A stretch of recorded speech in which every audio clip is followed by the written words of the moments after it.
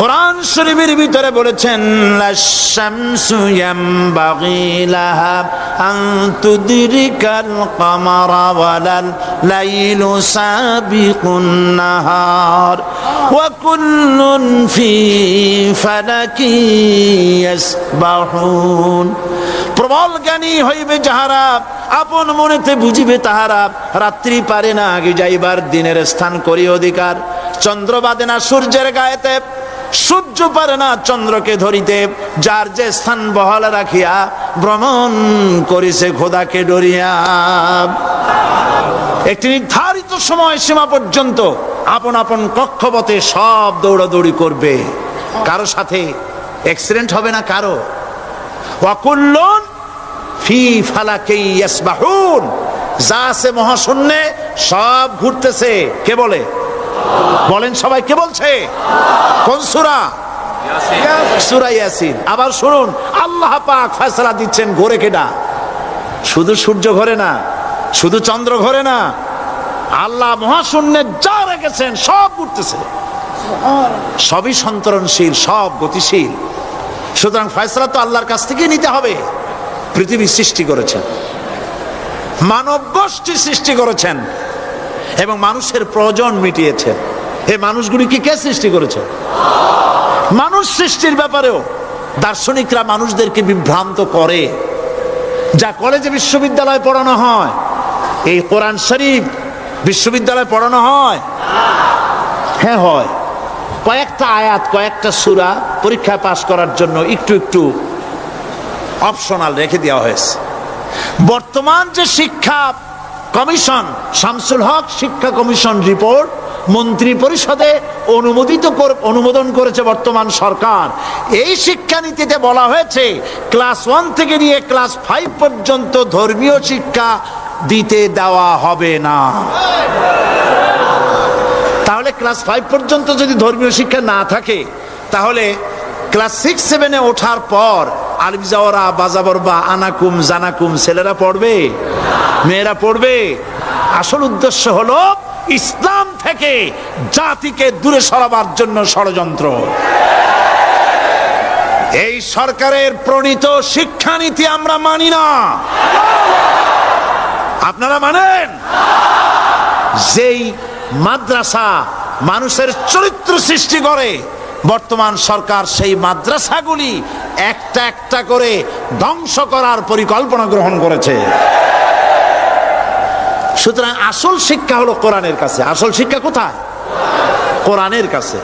কোরআন যদি শিখানো হতো, কোরআন যদি শিখানো হতো কলেজে বিশ্ববিদ্যালয়, তাহলে গতকাল চট্টগ্রাম বিশ্ববিদ্যালয় থেকে যেসব ছেলেরা বিশ্ববিদ্যালয় কর্তৃপক্ষ কর্তৃক বরাদ্দকৃত, হাইজ্যাক করা নয়, বরাদ্দকৃত 4খানা বাস দিয়ে কোরআন শুনতে আসতে চেয়েছিল, বর্তমান সরকারের তথাকথিত সোনার ছেলেরা আসতে দিল না। কোরআন যদি তারা পড়তো, তাহলে কোরআন শরীফ শুনতে তারাও আসতো। কপাল পোড়া। জোরে বলেন কি? আরো জোরে বলেন কি? কপাল পোড়া। সব ভালো লাগে, কোরআন ভালো লাগে না। এদেরকে শিখানো হয়েছে, আরে তোমরা তো মানুষ না। বলে আমরা কি? তো তোমাদের ডারউইন বাবাজি বলে নাই, শোনো নাই? কি পড়ো টড়ো তোমরা, বুদ্ধি শুদ্ধি রাখো না। ডারউইন বলেছে, থিওরি অফ ইভলিউশনের মধ্যে বলেছেন মানুষ মানুষ না। বলে কি? মানুষ হলো বান্দর। কপাল পোড়া। কি কপালে লেখা থাকে? কাজে কামে প্রকাশ হয়ে যায়। ডারউইন বলল মানুষ মানুষ না। আলফ্রয়েড বললেন মানুষ হলো মানুষই ঠিক, তবে মানুষ হলো সেক্স সর্বস্ব জীব। সেক্স সমস্যার সমাধান করলে মানুষের সব সমস্যার সমাধান হয়ে যাবে। কার্ল মার্কস বললেন মানুষ হলো পেট সর্বস্ব জীব, পেট সমস্যার সমাধান করে দিলে সব সমস্যা শেষ। আর ডারউইন বললেন মানুষ মানুষই না, মানুষ কি? বলে বান্দর। ওরাং ওটাং শিম্পাজি আর ব্যাং থেকে মানুষের উৎপত্তি হয়েছে। আমি যখন জীবনের প্রথম শিম্পাজি দেখলাম, ওরাং ওটাং দেখলাম, তখন আমি মনে করেছি যে ডারউইন খামোখা ভুল করে নাই। এইটা দেখেই ও মনে করেছে যে এই হচ্ছে আমার মাতামহের গোষ্ঠী। এ হলো পিতামহের গোষ্ঠী। আপনারা একটু মাথা কাটায় চিন্তা করেন, মানুষ যদি বান্দর থেকে হবে, আজও বানর ফরেস্ট এরিয়া আছে কিনা বাংলাদেশে? চিল্লায় বলেন আছে কিনা? তো মানুষ যদি বান্দর থেকেই হবে, আপনারা কি কোনোদিন দেখেছেন যে একটা বান্দরের কোমর পর্যন্ত মানুষের মতো হয়ে সারছে? আর কিছুদিন গেলেই পুরা মানুষ হয়ে যাবে, গলা পর্যন্ত মানুষের মতো হয়ে গেছে, আর কদিন গেলেই মানুষ হয়ে যাবে। দেখছেন কখনো? আচ্ছা আপনারা বলেন, পাবদা মাছ আপনারা চট্টগ্রামে কি বলেন? পাবদাই বলেন। পাবদা মাছ দেখতে কি মাছের মতো লাগে? বোয়াল মাছের মতো। কোন পাগলে কি বলছে কথা যে বোয়ালের পূর্বপুরুষ পাবদা? পাবদাগুলি পুটি টুটি খাইয়া খাইয়া আস্তে আস্তে বোয়াল হয়ে গেছে, এ কথা কেউ বলে? আচ্ছা, শোলের যে ছোট সাইজ, শোল মাছ, গজাল মাছ, এর যে ছোট্ট সাইজ ভর্তা করে খায়, শুটকি বানায় খায়, ওগুলোর কি বলে? টাকি মাছ। এই টাকি মাছ দেখতে শোল মাছের মতো। কেউ পাগলকে আজ পর্যন্ত বলেছে যে শোল মাছের পূর্বপুরুষ টাকি, টাকিগুলা সার মার খাইয়া আস্তে আস্তে শৌলে পরিণত হয়ে গেছে? কেউ বলেছে কখনো? ডারউইন কয় বোতল খাইয়াছে এই মতবাদ লিখছে আল্লাহই ভালো জানে, যে বান্দরের থেকে মানুষ আবিষ্কার হয়েছে। নাউজুবিল্লাহ। এগুলি পড়ানো হয় কলেজে, বিশ্ববিদ্যালয়, তাই আমাদের সোনার ছেলেরা বান্দরামি করে। ওদের যদি পড়ানো হইতো তোমরা বান্দরের গোষ্ঠী নও, তোমরা মানুষ, মর্যাদা কার বেশি, বান্দরের না মানুষের? এ পৃথিবীর প্রথম মানুষকে আদম আলাইহিস সালাম। আদম হইছেন কি দিয়ে? মাটি দিয়ে। আল্লাহ রাব্বুল আলামিন যিনি মানুষ সৃষ্টি করেছেন, তিনি কোরআন শরীফের ভিতরে বলে দিয়েছেন, আমি প্রথমেই বলেছি, আপনারা লক্ষ্য করুন, এই কোরআন তাবিজের কিতাব নয়, এই কোরআন তদবিরের কিতাব নয়, ঝাড়ফুঁকের কিতাব নয়।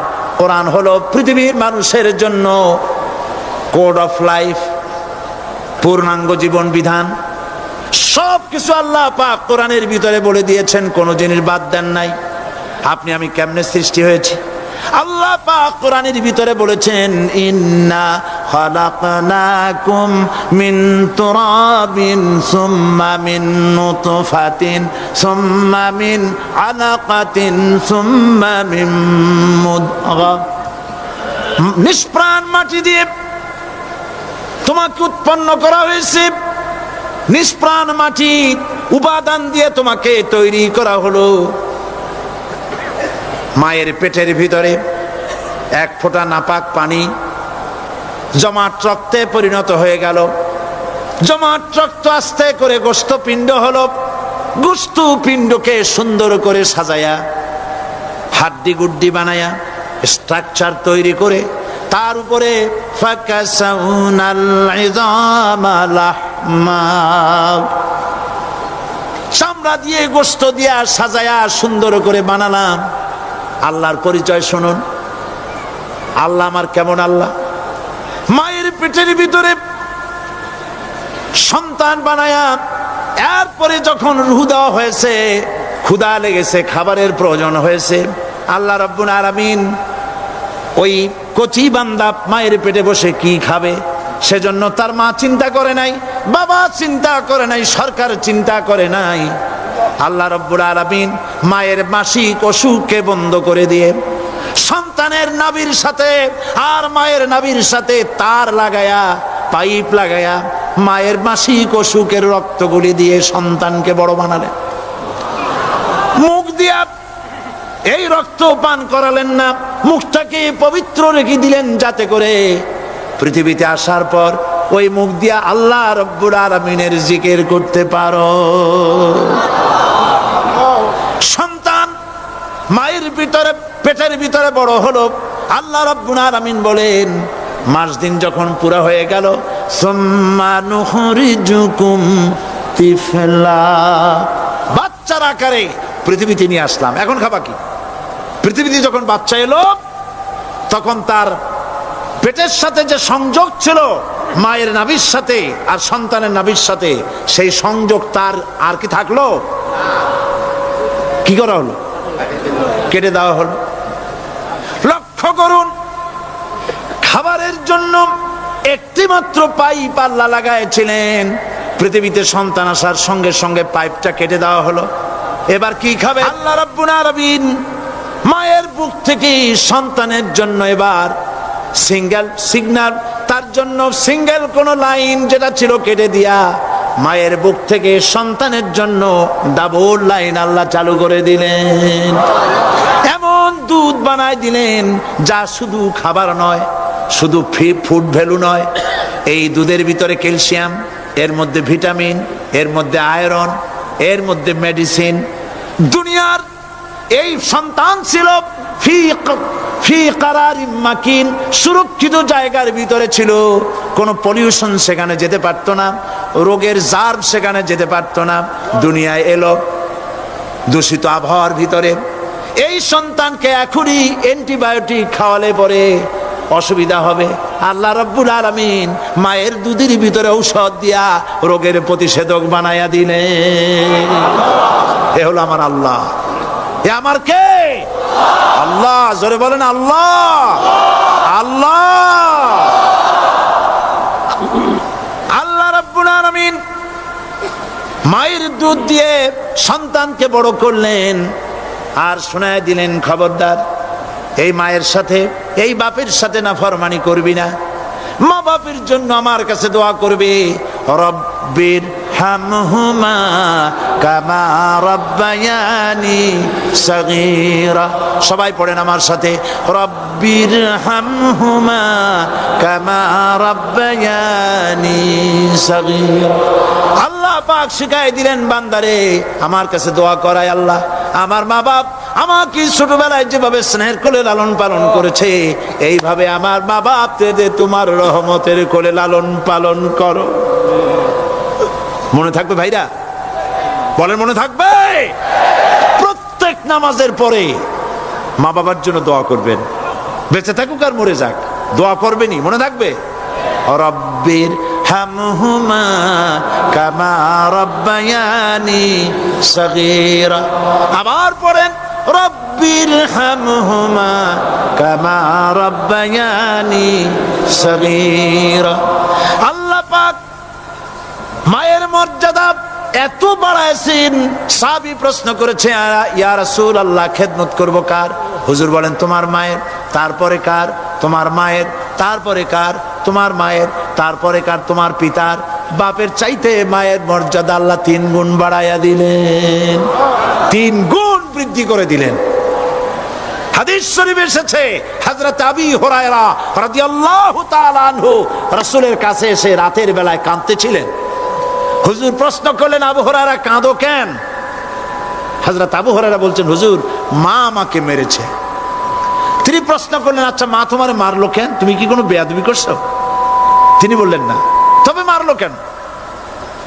হযরত আবু হুরায়রা বলেন, ইয়া রাসূলুল্লাহ আপনার খেদমত থেকে বাড়ি ফিরতে আমার দেরি হয়ে গিয়েছিল। গভীর রাত্রে যখন বাড়ি গেছি, মা আমাকে প্রশ্ন করলেন, বাবা দেরি হলো কেন, কোথায় ছিলি? তাম পৃথিবীর মানুষ যেই কদম মোবারক চুমু দিতে পারলে ধন্য হয়ে যায়, সেই আখিরি জামানার পয়গম্বর নবী মুহাম্মদ রাসূলুল্লাহ সাল্লাল্লাহু আলাইহি সাল্লামের দরবার থেকে আসতে আমার দেরি হয়ে গেছে। ইয়া রাসূলুল্লাহ আমার মা আপনার নাম শুনে তার গা জ্বলে উঠল। তিনি কাফের, মুশরিকা। আপনার নাম শুনে অগ্নি শর্মা হয়ে আমাকে ধরে পিটানো আরম্ভ করলেন আর বললেন, আবু হুরায়রা হয় মুহাম্মদ সাল্লাল্লাহু আলাইহি সাল্লামের বাড়ি ছাড়বি, নইলে আমার বাড়ি ছাড়বি, কি করবি বল। মার খেতে খেতে আমি বললাম, মা তোমার গায়ে যত শক্তি আছে আমারে মারো, তোমার বাড়ি শুদ্ধ, তাম দুনিয়াটা ছেড়ে দিতে পারি, মুহাম্মদ রাসূলুল্লাহর কদম মোবারক ছেড়ে দিতে পারি না। হুজুর আমার মা গলা ধাক্কা মেরে আমাকে বের করে দিয়েছেন। হুজুর বলছেন, আবু হুরায়রা মা তোমাকে মেরেছে আর আমার কাছে নালিশ করছো, আমি তোমার মায়ের কোনো বিচার করতে পারবো না। সুবহানাল্লাহ। এত বড় পাওয়ারফুল নবী, শানওয়ালা, ইজ্জতওয়ালি, বরকতওয়ালি, এত বড় নবী বলছেন মা মেরেছে, আমার করার কিচ্ছু নাই। সুবহানাল্লাহ। তোমার মা মুশরিকা হোক আর যাই হোক তোমার মা। সুবহানাল্লাহ বলেন। আমার বন্ধুগণ, হযরত আবু হুরায়রা বলেন, ইয়া রাসূলুল্লাহ, মায়ের বিরুদ্ধে কোনো অভিযোগ নিয়ে আমি আপনার কাছে আসি নাই। হুজুর বললেন, কেন আসছো বলো খুলে। আবু হুরায়রা বলেন, হুজুর আমি জানি আপনি আল্লাহর দরবারে যদি কোনো ব্যাপারে হাত তোলেন আল্লাহ মঞ্জুর করে ফেলেন। আপনি দয়া করে আমার মার জন্য দোয়া করেন, আল্লাহ যেন হেদায়েত দিয়ে দেন। আমার নবীজি দুখানে হাত উত্তোলন করলেন, বললেন, আল্লাহুম্মা ইহদি উম্মা আবি হুরায়রা, আয় আল্লাহ আমি দোয়া করতেছি আবু হুরায়রার মাকে হেদায়েত নসিব করো। হুজুর হাত তুলে মোনাজাত করছেন, আবু হুরায়রা দৌড় দিলেন বাড়ির দিকে। কয়েকজন সাহাবী হযরত আবু হুরায়রার জামা টেনে ধরেছে, এই ভদ্রলোক দৌড়ায় কেন? এত শান্ত মানুষ, কখনো গরম হয়ে কারো সঙ্গে কথা বলে না। এই মানুষটা দৌড়ায় কেন? কোনো বিপদ হইল নাকি? জামা টেনে ধরে বলে, আবু হুরায়রা দৌড়াও কেন? হযরত আবু হুরায়রা বলেন, জামা ছেড়ে দাও, কোনো বিপদ আমার হয় নাই, আমি দৌড়াইয়া বাড়ি যাই দেখতে চাই। আমি দৌড়াইয়া আগে বাড়ি যেতে পারলাম না, আমার নবীর দোয়া আগে আমার বাড়ি চলে গেছে, আমি এটা দেখতে চাই। হযরত আবু হুরায়রা দৌড়াতে দৌড়াতে বাড়ি চলে গেছেন। দরজায় নক করলেন, ভেতর থেকে আওয়াজ এলো, কে? তিনি বললেন, আমি আবু হুরায়রা, মা দরজা খুলে দাও, আমি তোমার সন্তান। মা বললেন, বাবা অপেক্ষা করো, দরজা খুলতেছে। হযরত আবু হুরায়রা বলেন, মায়ের গলার আওয়াজের ভেতরে কুফরি কর্কশতা পেলাম না, মায়ের গলার আওয়াজের ভেতরে তাওহীদের নরমিয়াত পেলাম। আমার কাছে মনে হলো আমি আবু হুরায়রা বাড়ি আসার আগে নবীজির দোয়া আল্লাহর আরশে পৌঁছে গেছে। আবু হুরায়রা বলছেন, মা আমার কিছুক্ষণ পরে ঘরের থেকে বেরিয়ে এসেছেন, আমি দেখলাম মায়ের শরীর ভিজা, মাথার চুল দিয়া পানি টপকাচ্ছে। মা আমার বললেন, বাবারে তোমাকে মারার পর আমি নিদারুণ অনুশোচনায় পড়েছিলাম, মনে মনে ভাবলাম, আহারে আমার সন্তান আমি কেন মারলাম? সে তো কোনো খারাপ কাজ করে নাই, কোনো খারাপ জায়গায় যায় নাই। এত ভালো মানুষ যার সম্পর্কে লোকেরা খামোখাই মিথ্যা কথা বলে, এই ভালো মানুষটার কাছে গেছে, সেজন্য আমি মারলাম কেন? বাবা গো, আমি আমার ভুল বুঝতে পেরেছি, জীবনের ভুলও ধরা পড়েছে, আমাকে জলদি করে নিয়ে চলো বিশ্ব নবীর দরবারে। হযরত আবু হুরায়রার মা রাসূলুল্লাহর খেদমতে এসে ঘোষণা করলেন, আশহাদু আল্লা ইলাহা ইল্লাল্লাহু ওয়াহদাহু লা শারীকা লাহু ওয়া আশহাদু আন্না মুহাম্মাদান আবদুহু ওয়া রাসূলুহু। আমার ভাইয়েরা, আল্লাহ রাব্বুল আলামিন মানুষ সৃষ্টি করে পৃথিবীতে পাঠায় দিলেন, খাবারের ইন্তজাম করলেন, এগুলি সব আল্লাহর পরিচয়। আল্লাহরে চেনার জন্য বড় বড় কিতাব ঘাটা লাগে না, কিসমতে যদি থাকে দুই একটা দৃষ্টান্ত যথেষ্ট হয়ে যায়। সুবহানাল্লাহ, সুবহানাল্লাহ, দুই একটা দৃষ্টান্ত যথেষ্ট। আল্লাহ পাক সমস্ত সৃষ্টি জগৎকে তৈরি করলেন, সৃষ্টি করলেন, আর তাদের খাদ্যের ব্যবস্থা করলেন। কে করেছেন খাদ্যের ব্যবস্থা? খাদ্য দেন আল্লাহ। কিন্তু অহংকারী যারা, তারা বলে দেশের বাম্পার ফলনের জন্য সমস্ত কৃতিত্ব সরকারের। বলেন আস্তাগফিরুল্লাহ, বলেন নাউজুবিল্লাহ। এদের একজন বলছিল, 3 বছর কিছু দিবার পারুম না, লোকেরা কয় আমরা না খাইয়ে থাকুম, আল্লাহ কয় আমিও দেহুম, কদ্দুর পারো না খাইয়ে থাকতে। ফসল কে দেন? জোরে বলেন, কে দেন? বাম্পার ফসলের ফলনের দাবি সরকার করতে পারে না, এটা কুফরি, এটা শিরক। জমিনের ফসল কে দেন? আকাশের বৃষ্টি কার? পানি কার? সার কার? সব আল্লাহ পাক।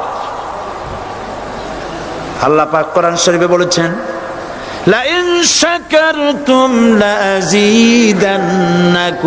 ওয়া লাইন কাফারতুম ইন্না আযাবি লাশাদীদ।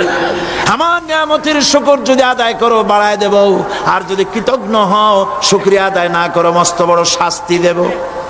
ফসল দেই আমি, আর শুকরিয়া আদায় করো তোমার বাজানে, ঠিক কিনা? শুকরিয়া আদায় করে কার?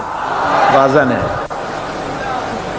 একটা লোকের, একটি মানুষের যেই প্রশংসা এই সরকার করলো বিগত 4.5 বছর ধরে, একটা মানুষের যত জিকির করলো, প্রশংসা করলো, ছবি টানাইলো, যদি এতটা জিকির এতটা স্মরণ আল্লাহ রাব্বুল আলামিনের করত, ওদের জন্য আল্লাহর জান্নাতের দরজা খোলা হয়ে যেত। প্রশংসা করবে কার? চিল্লায় বলুন, আল্লাহ পাকের প্রশংসা করো। খেতে দেওয়ার মালিক তিনি। আল্লাহ পাক বলছেন আল্লাহকে, তার পরিচয় আল্লাহ তুলে ধরেছেন, ওয়ামা মিন দাব্বাতিন ফিল আরদি ইল্লা আলাল্লাহি রিজকুহা।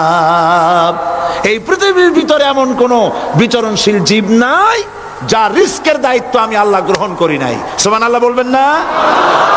রিস্কের দায়িত্ব কার হাতে? আচ্ছা দেখুন তো, পৃথিবীর সমস্ত সরকারের কাছে বিভিন্ন মন্ত্রণালয় আছে না? খাদ্য মন্ত্রণালয় বলে কোনো মন্ত্রণালয় আছে কিনা?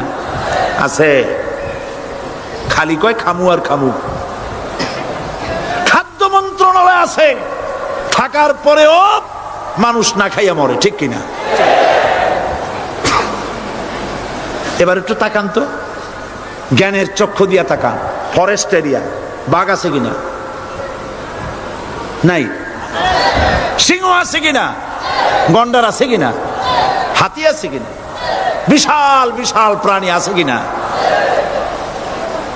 জঙ্গলে ছোট্ট প্রাণী থেকে, পোকা থেকে শুরু করে গন্ডার পর্যন্ত, টুনটুনি পাখি দিয়ে শুরু করে ঈগল পাখি পর্যন্ত, নদীর ভিতরে ছোট্ট চুনু পুঁটি থেকে শুরু করে তিমি মাছ পর্যন্ত। প্রাণী তত্ত্ববিদরা বলেছেন সমুদ্রের ভিতরে এমন এমন বড় বড় তিমি আছে যে একটা তিমির ওজন 5000 টন পর্যন্ত হয়ে যায়। 5000 টন তিমিটার ওজন। এর যখন বাচ্চা হয় তখন বাচ্চার দৈনিক দুধ লাগে 50 থেকে 60 মণ পর্যন্ত। কে ব্যবস্থা করে? রুহান মান ফেরেশতা। তো ওর মা যেমন বাচ্চা তো সেরকম হবে, ঠিক কিনা? কে দেয় খাবার? এবার দেখেন তো, আপনার দেশের এই জঙ্গলে কত হাতি আছে। হাতিরা মিছিল করে আসছে যে আল্লাহ আমাদের এখন আর খাইতে যেতে দিতে পারে না, বাংলাদেশের গভর্নমেন্ট কিছু দাও। আসছে না, খাইয়া ক্ষুধার জ্বালায় হাতি মরেছে, বাঘ মরেছে, সিংহ মরেছে। এর কোন দৃষ্টান্ত আছে? ক্ষুধার জ্বালায় আকাশের উড়ন্ত পাখিরা ছটফট করে মারা গেছে, দৃষ্টান্ত আছে? নদীর মাছেরা ক্ষুধার জ্বালায় ভেসে উঠেছে, না খাইয়া মরে গেছে, দৃষ্টান্ত আছে? মহান আল্লাহ রাব্বুল আলামিন কোরআন শরীফের ভিতরে বলেছেন অনেক প্রাণী এমন আছে যারা তাদের খাদ্যকে সঞ্চয় করে না, খাদ্যকে জমা করে না, আহরণ করে না। সকাল বেলায় একটা খাবার খেলো, দুপুরে কি খাবে তার জানা নাই। শকুন পৃথিবীর মাটি থেকে 3 মাইল উপরে ওড়ে, তার চোখকে আল্লাহ পাক এত তীক্ষ্ণ বানিয়ে দিয়েছেন। এই চট্টগ্রামের কোথায় মরা গরু আছে 3 মাইল উপর দিয়ে দেখতে পায়? সুবহানাল্লাহ করতে ইচ্ছা করে না। এই প্রাণীগুলি খাবারগুলি কোন গভর্নমেন্ট জোগাড় করে রাখে নাই। আল্লাহ পাক বলেন সবার খাবার আমি দেই। সকাল বেলায় সমস্ত প্রাণীগুলি, মহাশূন্যে পাখি, পানির ভিতরে মৎস্যরাজি, জঙ্গলের ভিতরে হিংস্র প্রাণী, পোকামাকড় থেকে শুরু করে সবগুলো খালি পেটে সব বেরিয়ে যায়, কারো কোনো খাবারের মজুদ নাই। সন্ধ্যা হতে না হতে সমস্ত প্রাণীগুলির পেট ভরাইয়া আমি আবার যার যার ঘরে বেরায় দেই।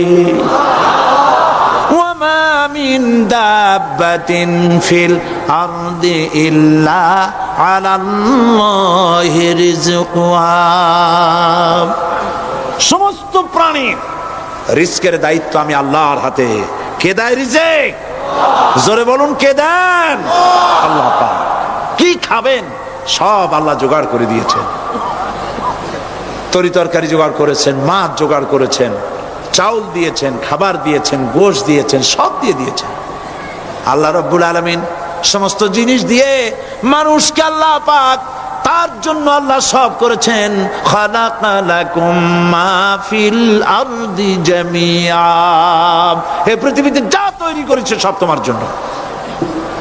এ হচ্ছে আমার আল্লাহ, এ হচ্ছে আমার কে? আল্লাহ। সে আল্লাহ পাক বলছেন, আল্লাহর পরিচয় তিনি স্রষ্টা, তিনি রিজেক দাতা। এবার আইনদাতা কে? আইনদাতা কে? আরো জোরে বলুন। আইনদাতা আল্লাহ হচ্ছে আল্লাহর পরিচয়। ইনিল হুকমু ইল্লা লিল্লাহ আলা লাহুল খালকু ওয়াল আমর। সৃষ্টি যার, আইন চলবে তার। আমার দেশে আল্লাহর আইন চলছে?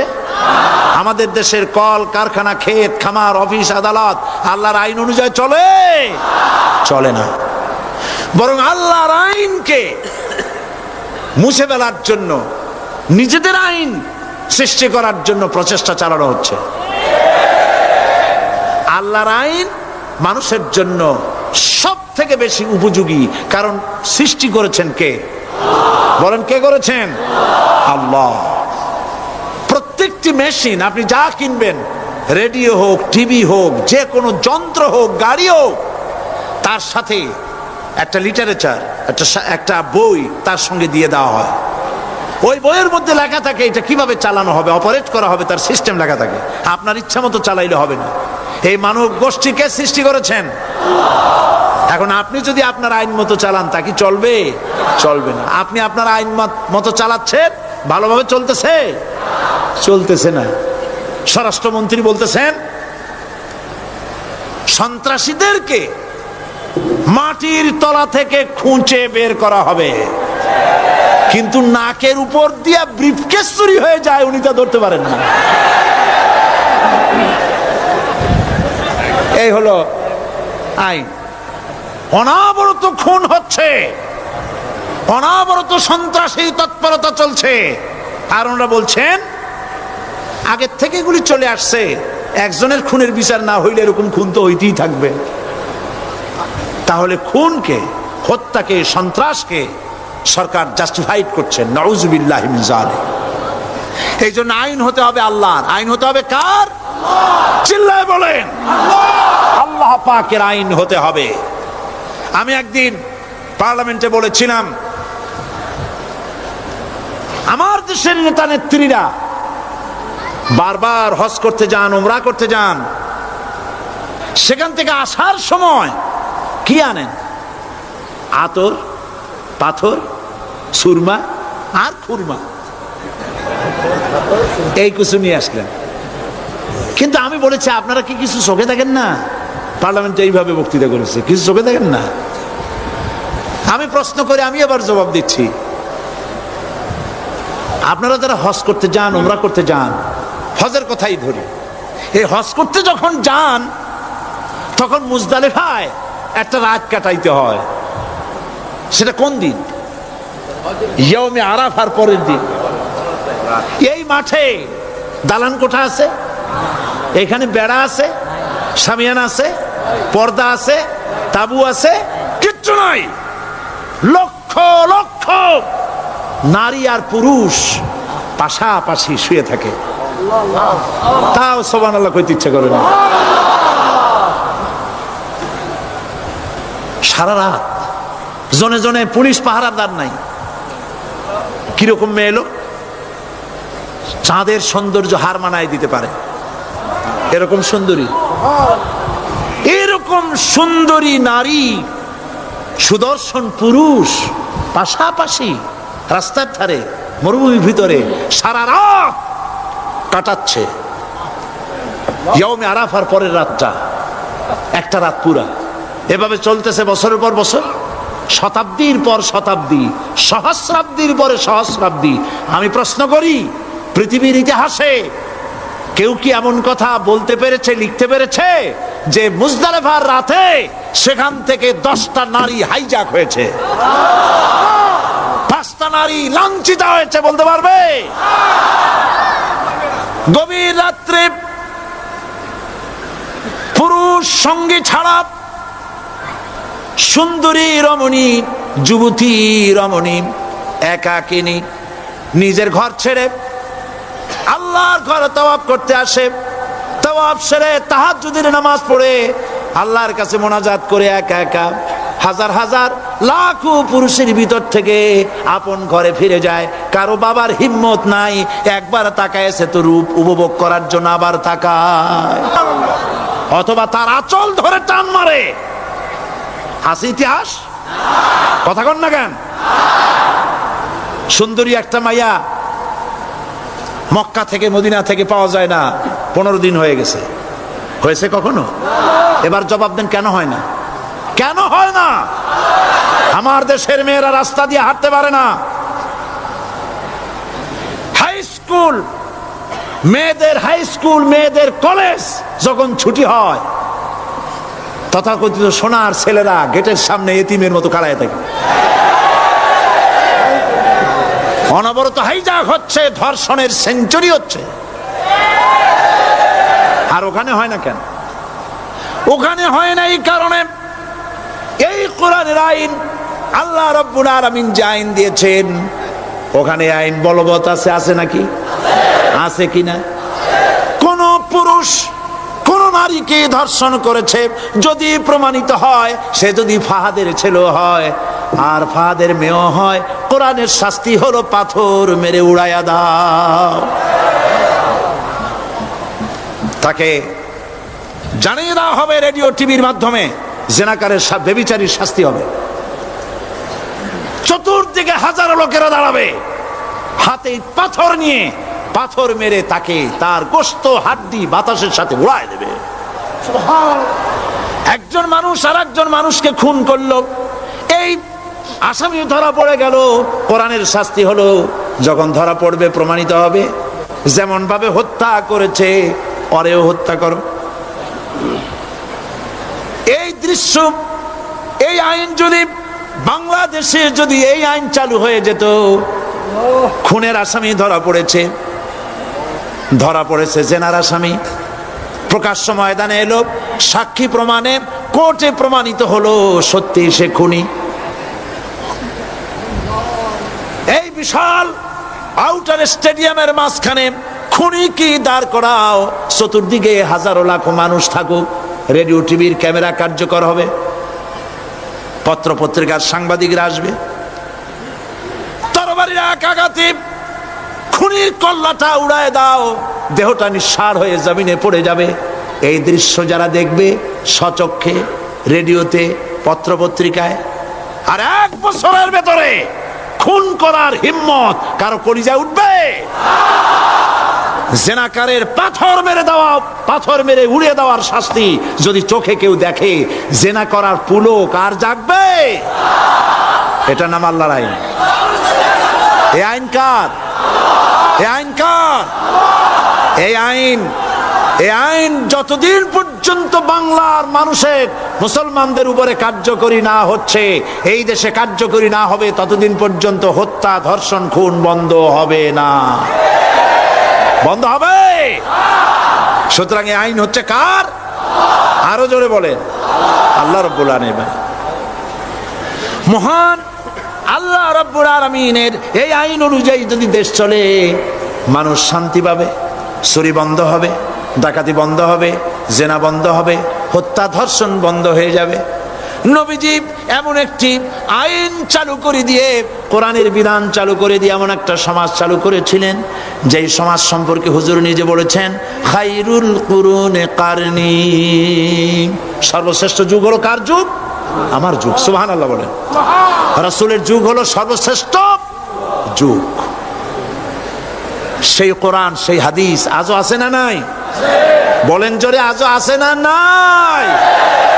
সেই কোরআন এবং সুন্নাহ দিয়ে দেশ শাসন হোক, এটা কি আমরা চাই? কারা কারা চাই দু হাত উঁচু করে দেখা।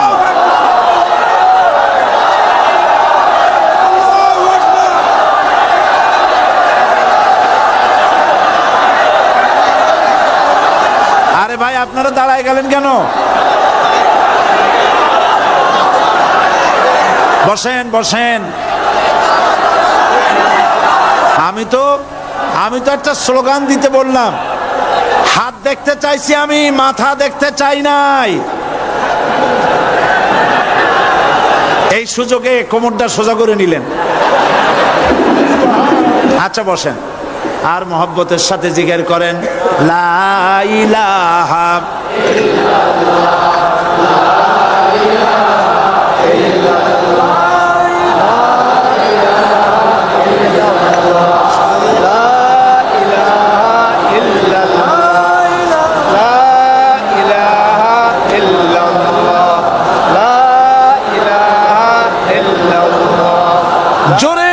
সবাই জিকির করেন লা ইলাহা ইল্লাল্লাহ লা ইলাহা ইল্লাল্লাহ লা ইলাহা ইল্লাল্লাহ লা ইলাহা ইল্লাল্লাহ মুহাম্মাদুর রাসূলুল্লাহ। বসুন, আমরা মুনাজাত করব। আল্লাহ রাব্বুল আলামিন আয়াতুল কুরসির ভিতরে আল্লাহর সার্বভৌমত্বের কথা বলেছেন। আল্লাহু লা ইলাহা ইল্লা হুয়াল হাইয়ুল কাইয়্যুম। পড়েন আমার সাথে সবাই, আল্লাহু লা ইলাহা ইল্লা হুয়াল হাইয়ুল কাইয়্যুম। আল্লাহ হচ্ছেন যিনি ছাড়া কোনো ইলাহ নাই, তিনি শাশ্বত চিরঞ্জীব। সুবহানাল্লাহি বিহামদিহি। আগামীকাল এর বাকি অংশ আমি আপনাদের সামনে আলোচনা করব ইনশাআল্লাহ। জোরে বলেন ইনশাআল্লাহ। দাঁড়ানো ভাইরা বসেন। আপনাদের পাশে যারা দাঁড়িয়েছেন অনুরোধ করে বসায় দেন। বলেন যে আর 5টা মিনিট বসেন, আল্লাহর রাস্তায় হাঁটেন না। হ্যাঁ বলেন, বলেন আপনারা যে আল্লাহর রাস্তায় হাঁটেন না, বসেন, সবাই বসেন। এত বড় মাহফিলের মুনাজাত, সুবহানাল্লাহ বলেন। চট্টগ্রামের ইতিহাসের শ্রেষ্ঠ মাহফিল, চিল্লায় বলেন সুবহানাল্লাহ। গোটা বিশ্বের কোরআনের শ্রেষ্ঠ মাহফিল, বলেন সুবহানাল্লাহ। যারা বলেন আলহামদুলিল্লাহ। আগামীকাল এ মাহফিলের আখেরি মুনাজাত হবে ইনশাআল্লাহ। বলেন ইনশাআল্লাহ। আমি আন্তরিকভাবে দুঃখিত, প্রতি বছর আমার মা বোনদের জন্য, চট্টগ্রামবাসী আমার মা বোনদের জন্য আলাদাভাবে তাদের প্রশ্নের উত্তর দেই এবং তাদের সামনে কোরআন হাদিসের কথা আলাদাভাবে বলি। এবছর দিন কম হয়ে গেল বলে মহিলারা, মা বোনেরা বঞ্চিতা হয়ে গেলেন। শিশু কিশোরদের জন্য আলাদাভাবে সমাবেশ করা হয়, তাও বঞ্চিত হয়ে গেল। এই বিশাল তাফসীরুল কোরআন মাহফিলের বরকত থেকে চিটাগংবাসীকে যারা বঞ্চিত করলো, আল্লাহ তাদের হেদায়েত নসিব করে দিন। যদি হৃদয় থাকে, যদি হৃদয় বলে কিছু থাকে, বিবেক বলে যদি কিছু থাকে, আর শরীর যদি মুসলমানের পিওর রক্ত থাকে, তাহলে বাড়ি বসে অনুশোচনা করা উচিত, চোখের পানি ফেলানো উচিত ওই সব লোকের যারা এই বরকতপূর্ণ মাহফিলকে বাধা দিয়েছে। আর যাদের কলজার মধ্যে আল্লাহ মোহর মেরে দিয়েছে, এগুলোর তো হেদায়েত হবে না। যাদেরকে আল্লাহ পাক তৈরি করেছেন জাহান্নামের জন্য, ওদের কাছে মাহফিল অসহ্য, সহ্যই হবে না। নাউজুবিল্লাহ বলেন। চট্টগ্রামবাসীর জন্য তাফসীরুল কোরআন মাহফিল নিয়ামত। এই নিয়ামত কিয়ামত পর্যন্ত আল্লাহ টিকায় রাখুন, বলি আমিন। আগামীকালের